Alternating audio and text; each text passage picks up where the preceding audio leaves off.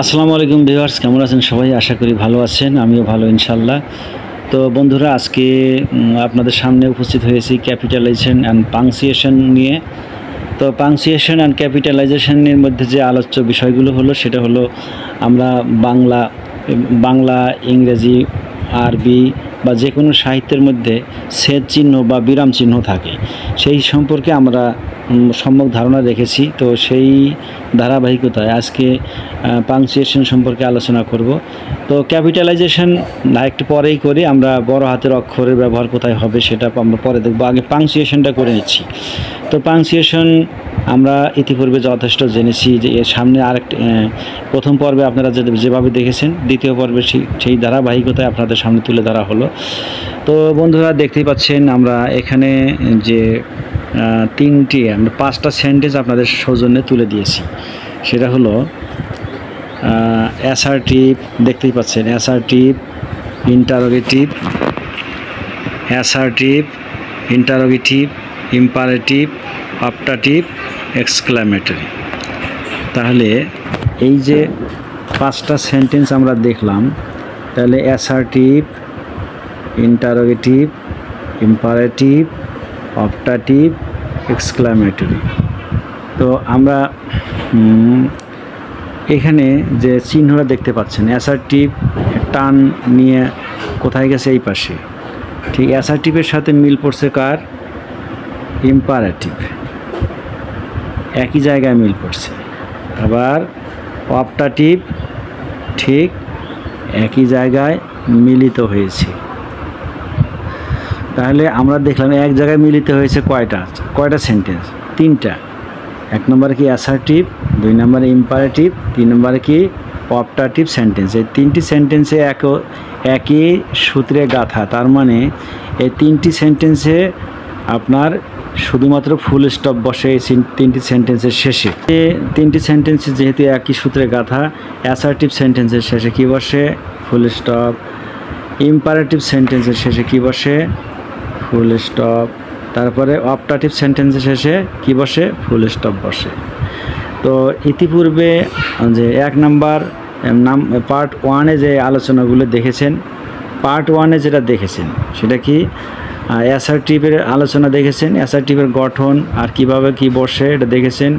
Imperative সেন্টেন্সে দেখেছেন। তো বন্ধুরা, এখন আশা করছি মনোযোগ দিয়ে ভিডিও দেখতেছেন, নিজেরা দেখছেন, নিজেদের সন্তানদের দেখাচ্ছেন, আগ্রহী করার জন্য বলছেন।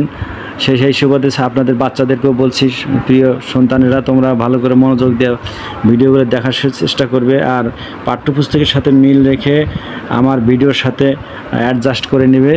আর ভিডিও দেখার পরে বই খুলে দেখবে যে আসলে ঘটনা ঠিক আছে কিনা। তাহলে কি হবে? 2-3টা টিচারের কাজ তোমার একত্রে হয়ে যাবে।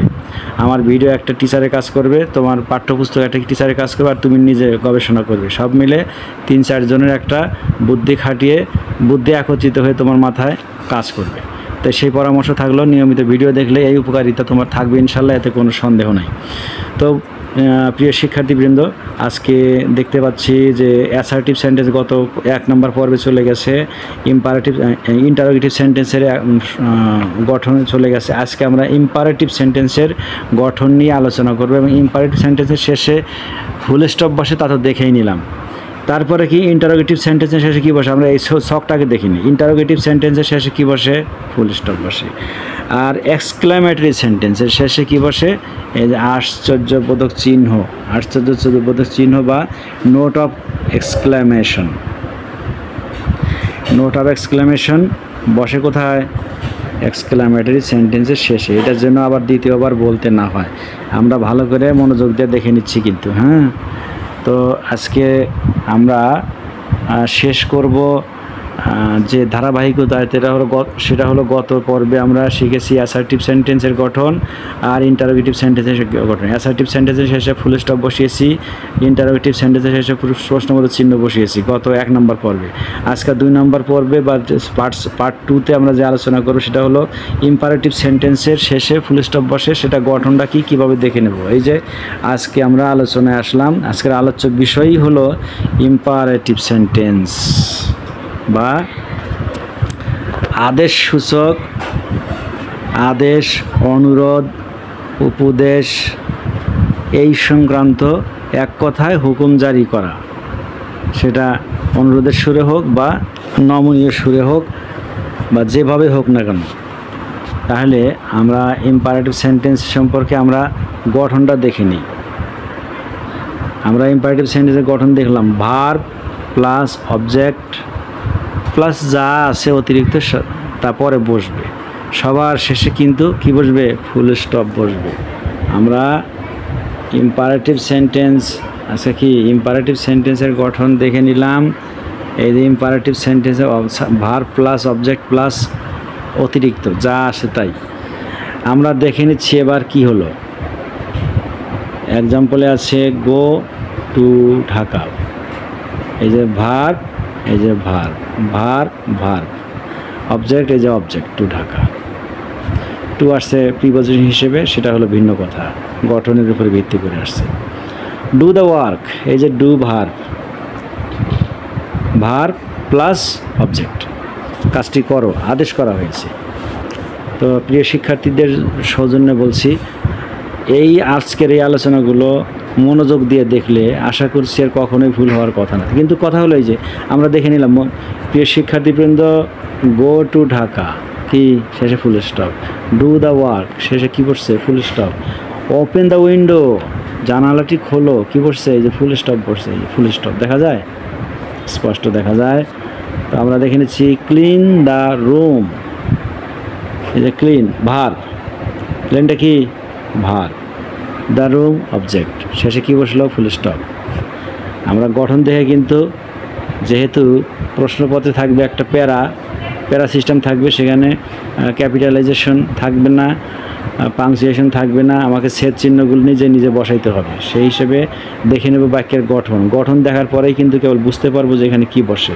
তাহলে দেখলাম ওয়াশ ইয়োর ক্লথ, এই যে ওয়াশ আদেশ করা হয়েছে, ওয়াশ ধৌ তোমার জামা। আচ্ছা, ল্যান্ড মি 10 টাকা, আমাকে দয়া করে 10 টাকা ধার দাও। তার লাস্টে কী বসলো? ফুল স্টপ বসছে কিন্তু।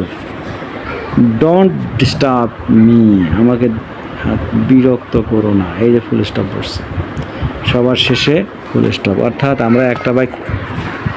আমরা আজকে দেখে নিলাম ইম্পারেটিভ সেন্টেন্সের ক্ষেত্রে ভার্ব প্লাস অবজেক্ট বা অতিরিক্ত যা পরবর্তীতে যা হয় আর কি। আর একটা জিনিস দেখে নিলাম, 5টা সেন্টেন্স একত্রে লিখে আমরা দেখে নিলাম যে কোথায় কী বসে। এক কথায় 3টা সেন্টেন্সের শেষে কী বসে? ফুল স্টপ বসে। 3টা সেন্টেন্স, অ্যাসার্টিভের শেষে ফুল স্টপ বসে, ইম্পারেটিভের শেষে ফুল স্টপ বসে, অপটাটিভের শেষে ফুল স্টপ বসে। তাহলে 3 সেন্টেন্স, 5টার মধ্যে 3টাতে যদি ফুল স্টপ বসে আর 2টা বাকি থাকলো, একটা থাকে ইন্টারোগেটিভ শেষে যদি প্রশ্নবোধক চিহ্ন বসে, আর এক্সক্লামেটরি শেষে কি বসে?